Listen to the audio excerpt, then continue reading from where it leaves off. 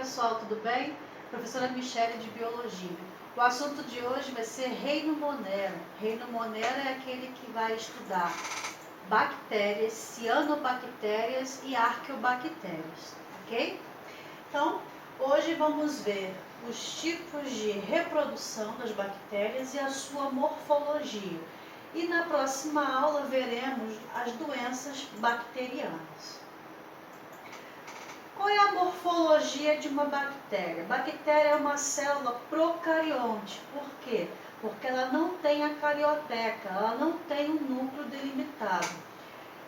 A parte externa da bactéria tem aqui a membrana celular, que reveste toda essa célula, e é uma célula unicelular. Ela tem a cápsula, que fica aqui do lado de fora, onde você pode observar esse monte de estruturas, essas estruturazinhas aqui, que são chamados de cílio. Tem a parede celular, que é a parte mais mediana, e a membrana celular, que é a parte mais interna. Então, são três revestimentos. Aqui dentro fica o citoplasma, tá? Onde encontramos quais estruturas? O DNA da bactéria, que fica solto, disperso aqui no citoplasma. Um pedaço do DNA fica aqui destacado em forma circular, que é o plasmídio. Uma estrutura de citoplasma, que é o ribossomo, que é o que vai fabricar proteína para essa bactéria, alguns grãos de alimento, né? Então essa é a estrutura celular da bactéria, e aqui também algumas bactérias possuem flagelo para se locomover. Então o flagelo ele vai fazer a locomoção das bactérias. Os cílios, também conhecidos como fímbrias, são estruturas de adesão da superfície. Então, quando a bactéria ela vai se aderir a algum sítio para poder provocar infecção, ela vai fazer aderência através desses cílios. A parede celular é uma estrutura rígida que fica fora da membrana plasmática. A membrana plasmática ou membrana celular é a membrana que circula o citoplasma. Os ribossomos fabricam, sintetizam as proteínas. O nucleóide, que é a região onde vai ser encontrado o DNA ali disperso, tá? Toda essa célula. O mesossomo, que é uma invaginação da membrana plasmática, onde se localizam enzimas respiratórias. E temos o plasmídio, que é um pedaço do material genético, tá? Deixa eu só voltar aqui para mostrar para vocês o mesossomo, que é essa estrutura aqui, ó, que tá fazendo essa invaginaçãozinha aqui.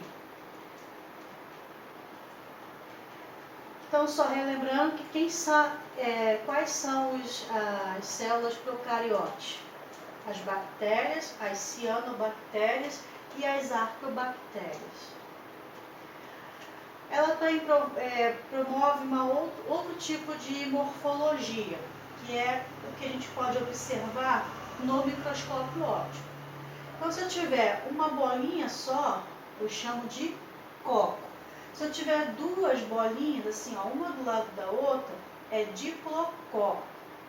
Se eu tiver várias bolinhas, uma do lado da outra, semelhante a um colar de pérolas, eu chamo de streptococo. Se tiver várias bolinhas assim unidas, formando como se fosse um cacho de uva, eu chamo de estafilococo. E 4 grudadinhas uma na outra, eu chamo de tétras. E se tiver 4 de um lado e 4 do outro, ou seja, formando aqui quase que um aspecto em 3D com 8 bolinhas, eu chamo de sarcina. Então, ó, coco, diplococo, streptococo, estafilococo, tétrade e sarcina. E os bacilos? Bacilo é quando tem um bastãozinho ou bastonete. Se tiver um bastãozinho só, eu posso chamar de bacilo, ou bastão, ou bastonete. Se eu tiver vários assim, ó, um coladinho com o outro, eu chamo de streptobacilo. Alguns são flagelados, né? E outros têm uma um cortezinho assim na ponta que eu chamo de endosporo. E tem outros aspectos também, outras morfologias. Tem o vibrião, que parece uma vírgula. Tem o espirilo e tem a espiroqueta. A espiroqueta parece um saca-rolho, né? Então, isso aqui são algumas morfologias que são encontradas, que a gente pode observar ao microscópio. E como é que eu observo? Fazendo um exame que a gente chama de GRAM, né? Então, eu vou pegar um fluido corporal, vamos supor que eu esteja com a minha garganta inflamada. Aí eu pego um cotonete, que a gente chama de suave, passo ali na garganta, pego uma lâmina e esfrego, faço um esfregaço nessa lâmina. Fixo esse material e faço uma coloração, chamada coloração de GRAM. Por que eu tenho que corar? Porque senão eu não consigo enxergar no microscópio, porque a bactéria é normalmente transparente, uma célula transparente.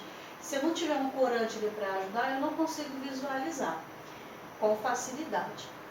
Então, esse método, ele vai fazer uma coloração onde as bactérias podem ser classificadas de duas formas. Elas podem ser classificadas como gram-positivas ou gram-negativas. As gram-positivas, elas se coram de roxo ou um azul bem forte. E a gram-negativa se cora de vermelho ou um tom meio rosado. Na membrana plasmática dessas bactérias possui um açúcar, né? Esse açúcar, ele é o peptídeo glicano. E dependendo da quantidade de peptídeo glicano que estiver presente na membrana dessa célula, ele vai corar mais ou menos, né? Vai ter da coloração do corante cristal violeta. Então, assim, ó, se for um gram positivo, ele tem uma camada mais espessa, maior, mais grossa de peptídeo glicano. Então, ele vai corar mais com qual corante? O que faz a coloração azul ou roxo, que é o gram positivo. E se for um gram negativo, ele tem uma camada bem fininha de peptídeo glicano.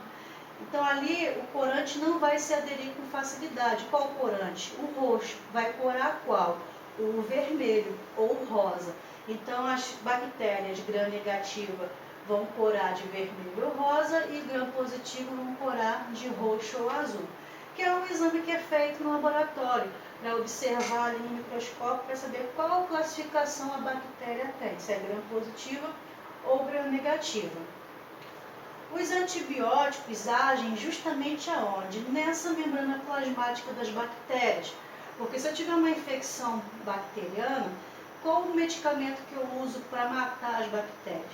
Antibiótico, né?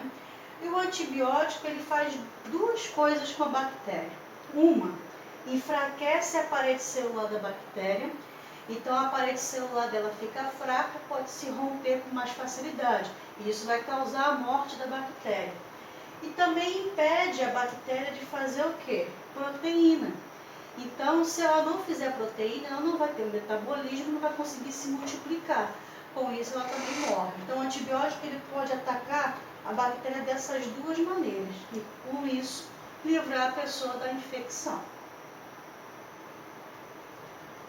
Como a bactéria se reproduz? Ela pode fazer reprodução do tipo assexuada, né, quando não há mistura de material genético. E pode também ser reprodução do tipo quê?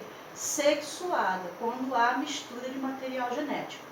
A assexuada é a divisão binária ou cisciparidade. Então, eu tenho uma única bactéria, então finge que isso aqui é a bactéria. Ela vai fazer o quê? Se dividir em duas novas bactérias, ok?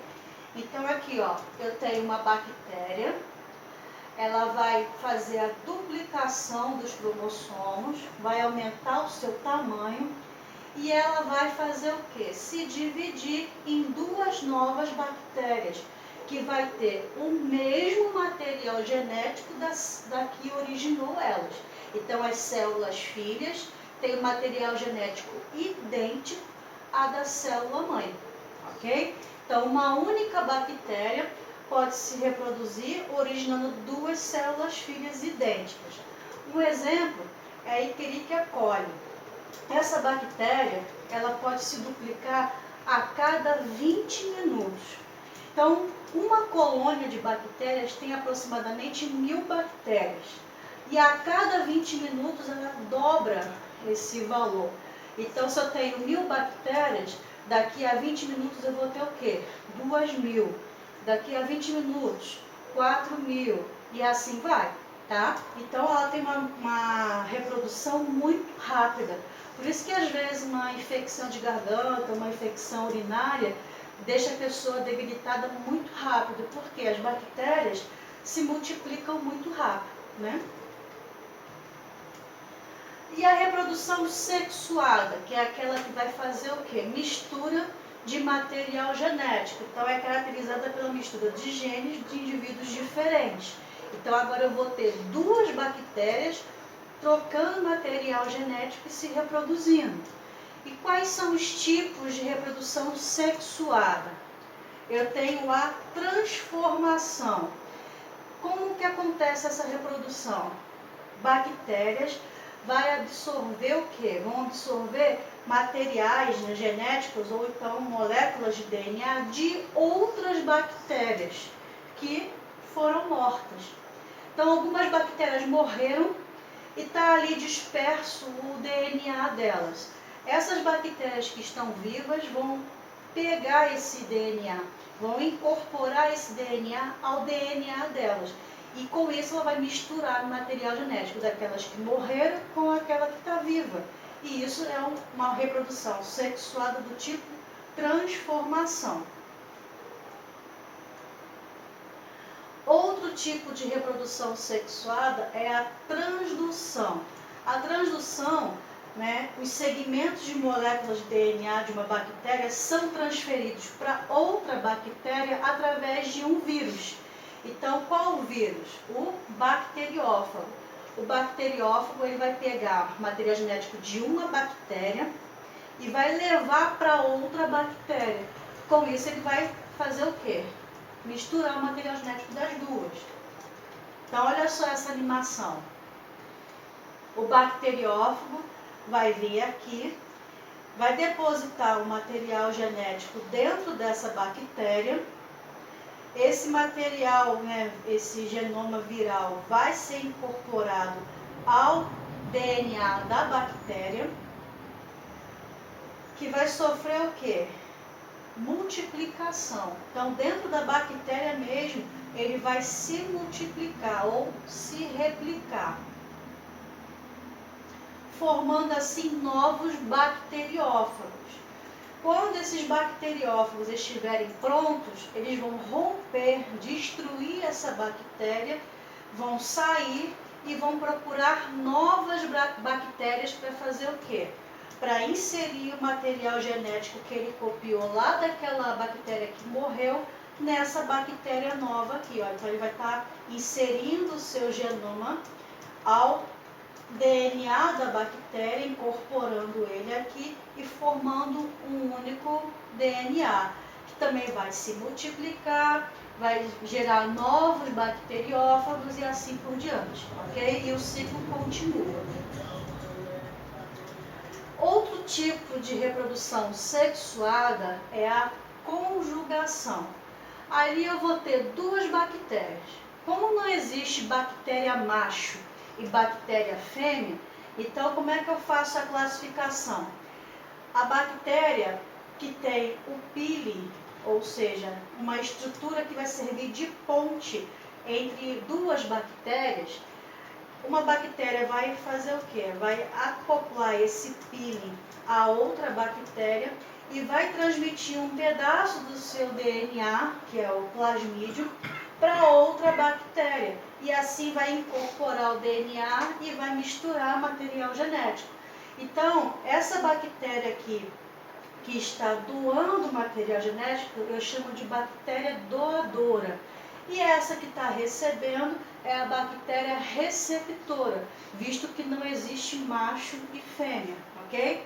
Então, o DNA transferido possibilita uma mistura de genes com a formação de novas características que serão transmitidas às bactérias filhas quando elas fizerem o quê? Reprodução assexuada por cisparidade. Nessa outra figura dá para ver isso melhor. Aqui eu tenho a bactéria doadora, que vai ter o pili sexual. Vai fazer uma ponte entre essas duas bactérias. E essa bactéria doadora vai pegar o plasmídio e passar para a bactéria receptora, fazendo com que as duas agora, né, tenham material genético diferente. E quando essas bactérias que recebeu material genético diferente fizer reprodução do tipo assexuada, ela vai estar transmitindo para as suas células filhas o DNA que foi incorporado da onde? Daquela bactéria doadora que levou ali o DNA para outra, tá? É dessa maneira também que as bactérias levam a informação de resistência a antibiótico.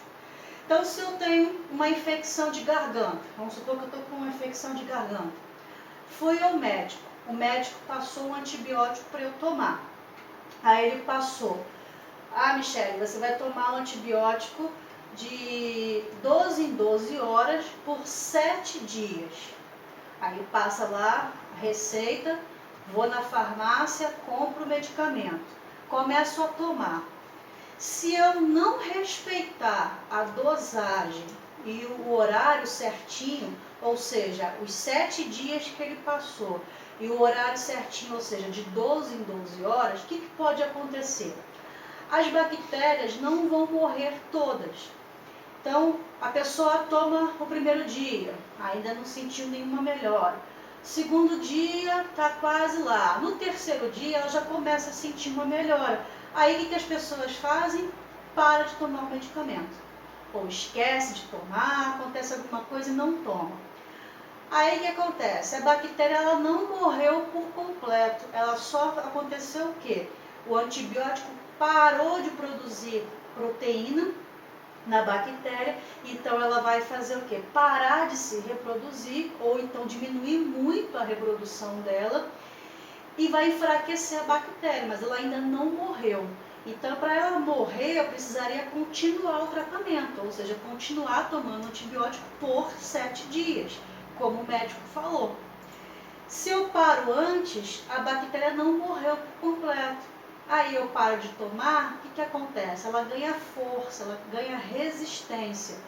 E quando eu precisar tomar aquele medicamento de novo, não vai mais surtir efeito, porque além de ganhar resistência, ela vai voltar a se multiplicar, vai passar a informação de resistência para as suas células filhas, onde todas vão ficar resistentes àquele antibiótico, e eu não vou ficar curada da infecção, vou precisar voltar ao médico para ele de repente me passar um antibiótico mais forte e eu vou criar resistência.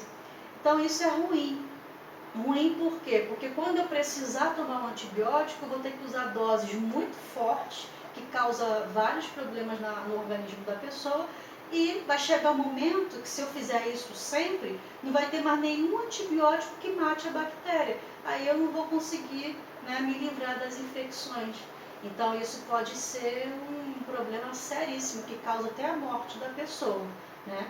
Já vi casos de pessoas internarem em hospitais com infecção urinária, que é uma coisa até simples de se resolver, mas por ser a bactéria resistente a vários antibióticos, ou praticamente todos os antibióticos que existem no mercado, a pessoa não ter o que fazer e esperar a morte, né? Então é uma coisa assim meio que cruel até de se falar, mas é o que acontece. Então se o médico passar para você o medicamento na dosagem e no horário que você precisa respeitar, respeite esse processo. Para quê?